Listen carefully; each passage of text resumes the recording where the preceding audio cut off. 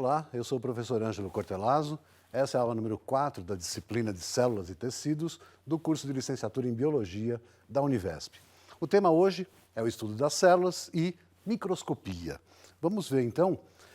Inicialmente eu coloquei aqui a escala métrica para a gente recordar um pouquinho.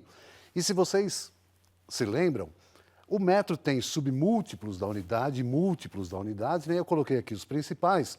E esses prefixos, né? Quilo significa 10 ao cubo, ou 1000. Então, 1 quilômetro tem 1000 metros, assim como 1 milímetro, 1 milímetro, tem a milésima parte, né, do metro. O prefixo micro é a milionésima parte, o prefixo nano é a bilionésima parte e o prefixo pico a trilionésima parte. Na escala métrica também é comum o pessoal utilizar uma outra medida, que é o angstrom, que é o décimo do nanômetro. Então, se eu quiser transformar uma unidade na outra, uma medida na outra, eu, subindo os degraus, eu vou dividindo por 10. Então, por exemplo, 100 micrômetros tem 10,101 milímetros. Se eu descer a escadinha, eu vou multiplicando por 10. 1 metro tem 10, 100, 1000 milímetros, tá? Então, 150 nanômetros tem 0,15 milímetros. 0,1 milímetro tem 100 micrômetros. 0,2 milímetros, 200 mil nanômetros. Vejam, essa escala vocês devem estar bastante habituados a trabalhar, mas deixo aqui como exercício para vocês treinarem um pouquinho a fazer essas conversões, são bastante importantes. Por quê? Porque, na verdade, usei aqui os slides já usados na disciplina de Biologia Geral. A célula animal e a célula vegetal, elas têm medidas que são aproximadamente de 10 a 25 micrômetros no caso da célula animal e de 20 a 50 micrômetros na célula vegetal.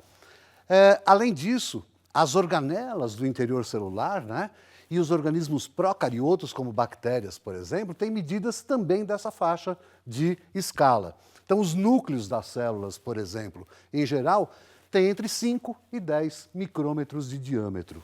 Os cloroplastos têm normalmente de 2 a 6 micrômetros, porque eles são organelas, mais alongadas. Uma mitocôndria de meio a 1 micrômetro de menor diâmetro e de 1,5 até 8 micrômetros de comprimento. Medidas muito parecidas a uma bactéria, a Escherichia coli, que está aqui, por exemplo, que tem aí as bactérias em geral de 1 a 5 micrômetros de tamanho. Há coisas menores, né? Então, por exemplo, algumas moléculas e estruturas celulares têm medidas ainda menores. Por exemplo, uma molécula de água é menor que 0,2 nanômetros. Um aminoácido, em média, tem 0,8 nanômetros. O DNA, né, na sua dupla hélice, tem 2,4 nanômetros, mas o comprimento pode chegar a mais de 1 metro de extensão. Uma hemoglobina tem 6, 6,5 nanômetros. Então vejam que eu utilizo essas medidas, aqui uma biomembrana formada só de lipídios, né, porção polar, apolar, apolar, polar, 6 nanômetros de espessura aproximadamente. Um ribossomo, 25 nanômetros de diâmetro, que é mais ou menos isodiamétrico aqui na sua estrutura, quando a subunidade maior e menor estão juntas. Então notem que as dimensões das células e das organelas celulares são dimensões da faixa de micro ou nanômetro, tá? E o que isso significa? Significa que, então, as células estão nessa faixa da escala métrica, as organelas mais ou menos nessa faixa, né, nanômetro, micrômetro, as macromoléculas que nós vimos aí nas aulas anteriores na ordem de nanômetro e os átomos em geral na ordem de angstrom ou de décimo de nanômetro. E nós enxergamos e resolvemos os objetos maiores que 0,2, 0,1 milímetros. O que é resolver os objetos? É eu conseguir distinguir 2 pontos como 2 pontos, e para que eu faça isso, esses 2 pontos têm que ter 0,1, 0,2 milímetros ou mais, senão eu enxergo uma coisa só. Esse poder de resolução, né, é então definido como a menor dimensão em que eu consigo distinguir 2 pontos como 2 pontos. Vejam esse exemplo aqui. Aqui parece que eu tenho um retângulo, né, com as bordas um pouco trabalhadas, né? Aqui eu tenho algo parecido com alguma coisa meio ampulheta, um objeto meio arredondado. Se eu fizer a ampliação dessas imagens, olha o que acontece. Isso aqui, na verdade, não é um retângulo. São 3 retângulos próximos uns dos outros, mas que eu não consigo resolver como 3 aqui com esse aumento, e nesse aumento eu consigo distinguir. Não é um único retângulo, são 3 retângulos. Por que eu consigo distinguir aqui mais coisas do que aqui? Porque eu aumentei, quando eu aumentei a imagem, aumentei o poder de resolução para resolver essa imagem. Né? Aqui eu não resolvo, aqui eu resolvo. Aqui eu não resolvo, aqui eu vejo que são 2 círculos, né, sobrepostos. Ok? Para cálculo aí aproximado, o poder de resolução do olho humano é, então, em torno de 0,25. A gente enxerga coisas maiores do que isso e distingue 2 coisas maiores do que isso. Do microscópio de luz é 0,25 micrômetros, quer dizer, 1000 vezes maior.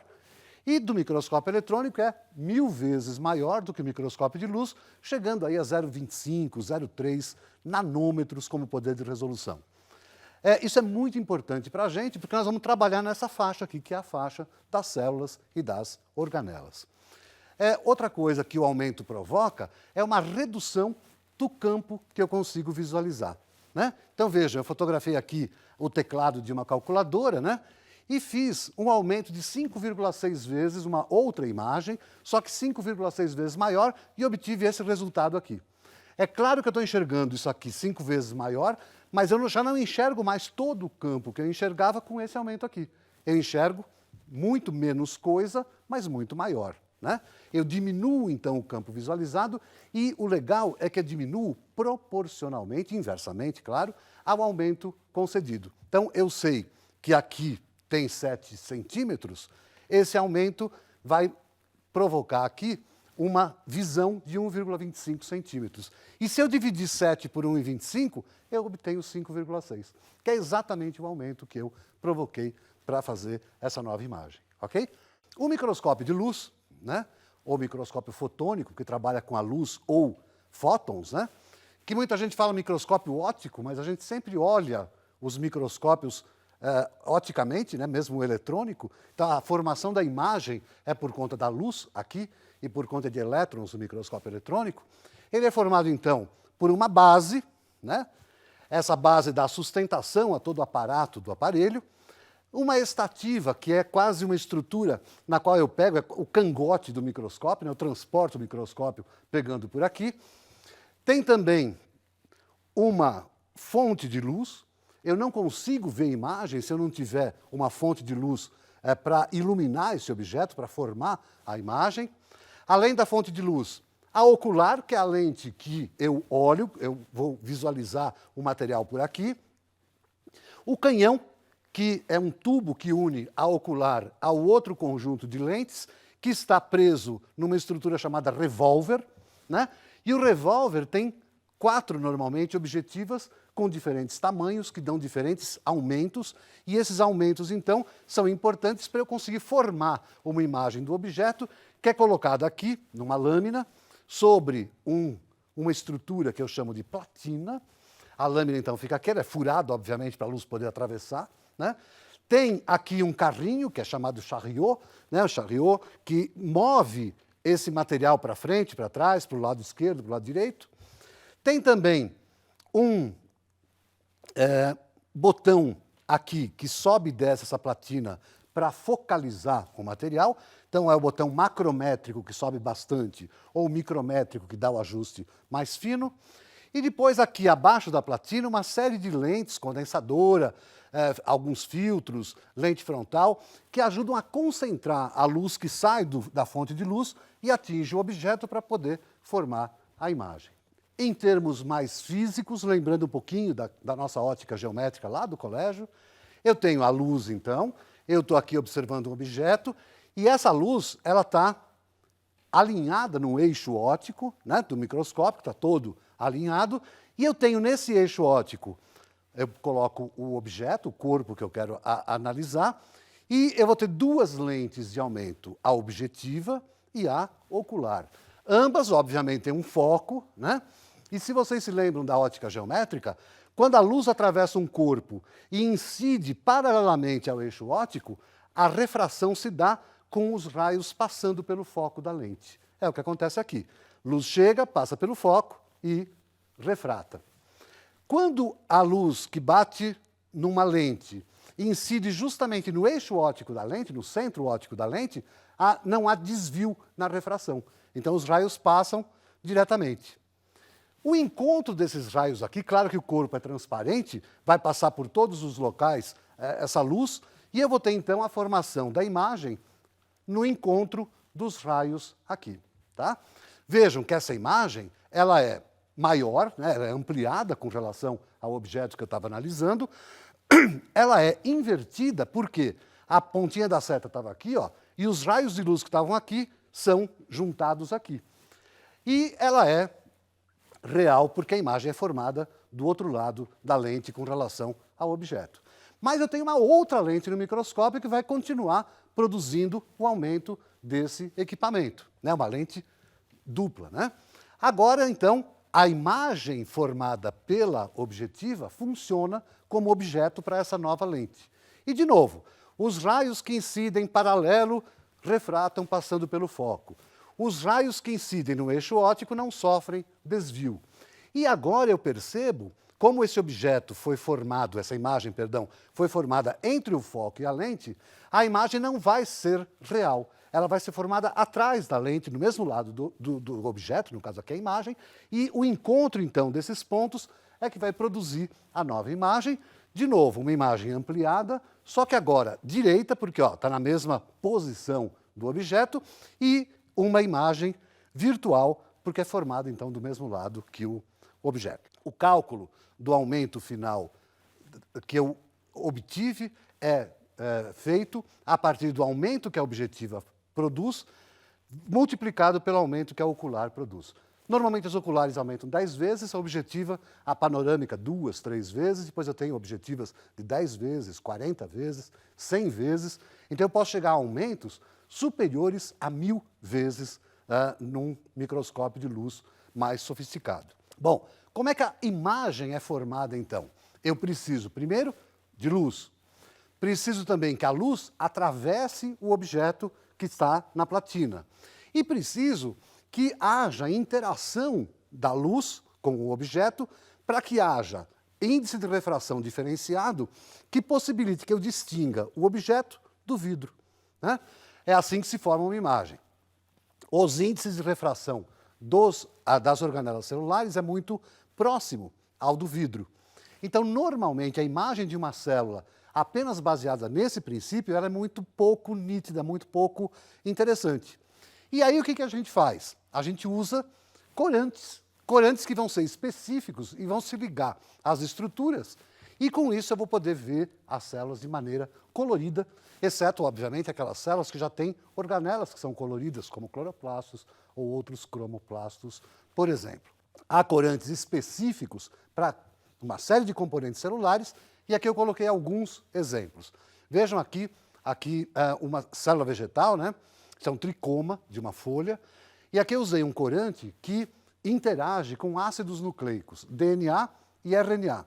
Por isso, eu tenho núcleo coradinho, eu tenho nucleolo corado por conta do RNA e tenho conteúdo citoplasmático, né, de ribossomos, de RNA mensageiro, etc., também corado. Tá? Essa outra micrografia é um corte de uma semente de feijão e eu tenho, então, usei um corante para polissacarídeo.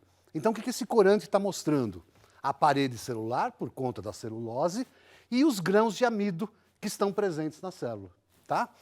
Aqui, um método de prata para identificação específica de nucleolo, né? E eu posso ver, então, aqui os nucleolos mais castanho escuros e os núcleos mais castanho claros, as paredes também. E eu posso distinguir células com um único nucleolo, né, mononucleoladas, ou células que têm várias regiões organizadoras do nucleolo, vocês vão ver isso nas aulas sobre nucleolo, e, portanto, expressam vários nucleolos por núcleo. Aqui eu tenho uma célula corada, uma pontinha de raiz corada para DNA, Então eu vejo os cromossomos, eu vejo os núcleos por conta do DNA nuclear, e aqui é uma pontinha de raiz, então ela está em crescimento, então tem muita célula em divisão. Tá, aqui tem os cromossomos numa metáfase, vocês vão ver isso quando virem divisão celular. Aqui uma telófase, vão ver isso também. E aqui duas células em intérfase. Como o nucleolo tem pouco DNA, ele está mais clarinho aqui. A gente fala que é imagem negativa, mas esse corante é específico para DNA, por isso somente os núcleos estão corados. E finalmente aqui um corte de superfície de folha, onde eu vejo estômatos, né? Eu vejo aqui as células guarda, aqui o ostíolo, né? O buraco por onde as células transpiram, por onde as folhas, perdão, transpiram. E aqui dá para ver levemente uma tonalidade mais esverdeada que é referente aos cloroplastos. Nesse caso não houve nenhuma coloração. Aqui, outros tipos celulares, aqui sangue humano, as hemácias não têm núcleo, né? Aqui um leucócito, hemácia também chamada eritrócito, né, glóbulo vermelho, e leucócito, glóbulo branco. Aqui um leucócito que é nucleado. E aqui célula de sangue de galinha. O sangue de ave tem núcleo, e aqui os núcleos corados mais claros, né, e os citoplasmas mais escuros. Mamífero não tem núcleo, são hemácias anucleadas. Aqui outros tipos celulares e células humanas, né? Neurônios, células musculares, células de epitélio, células, os leucócitos, né? Células de reprodução, espermatozoide, óvulo, que vocês verão então ao longo da disciplina e percebem que os tipos celulares são bastante diversos, a morfologia é bastante diferente e isso é que dá a riqueza da interação e a funcionalidade dessas células para formar, como falamos anteriormente, os tecidos, os órgãos, os organismos de forma geral. Tá? Aqui uma imagem de microscopia eletrônica, aqui um belíssimo núcleo de uma célula, vejam aqui o envoltório nuclear, que antigamente chamava carioteca, aqui o nucleolo, aqui vacúolos, é uma célula jovem, tem vários pequenos vacúolos, aqui a parede celular, uma mitocôndria fraquinha ainda, pouco corada, aqui uma outra célula vegetal de folha, aqui 2 cloroplastos, um pedacinho deles, né? Aqui um peroxissomo com um cristalóide no seu interior, uma mitocôndria pega transversalmente, então dá para ver aqui o interior com algumas membranas também. Aqui uma parede celular de uma célula e de outra, mitocôndrias, retículo endoplasmático, complexo de Golgi. E assim eu consigo fazer então o estudo das células a partir dessas imagens e micrografias de luz ou eletrônicas. Eu queria propor um exercício baseado nas dimensões das organelas. Se a gente tiver uma mitocôndria, por exemplo, que tem 1,5 por meio micrômetro, e eu disser, se essa mitocôndria fosse um feijão, como é que seria o cloroplasto dessa célula? Bom, pela relação de tamanho mitocôndria-cloroplasto, o cloroplasto devia ter 5,5 centímetros. Se um ribossomo fosse uma bolinha de ping-pong, uma bolinha de ping-pong tem 40 milímetros, como é que seria uma mitocôndria? Ela teria 80 centímetros de tamanho para manter a proporção. Por que eu falo isso? É muito comum nas escolas os alunos fazerem uma célula. Aí eles pegam um aquário, colocam gelatina dentro e colocam um monte de coisa dentro, né? Feijão, macarrão, bolinha de isopor, e esquecem, apesar disso ser interessante, porque eles acabam colocando as organelas celulares, eles não respeitam a proporção de tamanho entre essas organelas. Então percebam, um ribossomo, bolinha de ping-pong, mitocôndria 80 centímetros. Olhem o que aconteceria se um ribossomo fosse uma bolinha de ping-pong, qual seria o tamanho da célula? A célula teria 32 metros de diâmetro. Tá? Então uma bolinha de ping-pong, 32 metros de diâmetro, são 3 salas de aula de diâmetro. É enorme a diferença, né? Vejam também um ribossomo sendo uma ervilha, meio centímetro mais ou menos de diâmetro. Se o ribossomo fosse uma ervilha, o núcleo de uma célula teria mais ou menos 10 metros de diâmetro. E o citoplasma, a célula inteira, 20 metros se fosse uma célula animal, ou 50 metros se fosse uma célula vegetal. Tá? Então notem que é extremamente importante vocês exercitarem um pouco essas dimensões para ter uma noção mais precisa das proporções das organelas na formação das células. Eu paro por aqui, espero que vocês exercitem bastante, transformando, né, uma organela em objetos mais palpáveis para vocês terem, então, essa melhor ideia das proporções que ocorrem nas células de forma geral. Muito obrigado.